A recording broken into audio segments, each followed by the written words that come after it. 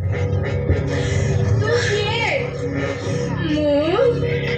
ମୁଁ କୁସୁମ। ତୋ ଗାଁ? ମୋ ଗାଁ? ପାହାଡ଼ ତଳେ ମୋ ଗାଁ। ସୁନ୍ଦର ଘାଟି ମାଟିର କୁଡ଼ିଆ। ହେଲେ ଭୋକ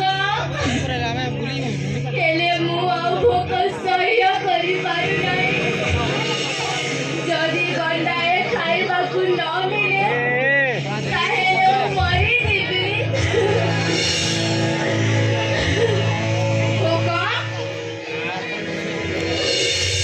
ଏଇ ଭୋକ ମଣିଷମାନେ ହିଂସା କରେ। ଏଇ ଭୋକ ମାରି ମାଛ ମାଂସ ବିକ୍ରି କରେ। ମୋ ଭଳିଆ ହଜାର ହଜାର ଛୁଆ ଭୋକ ଉପାସରେ ମରୁଛନ୍ତି।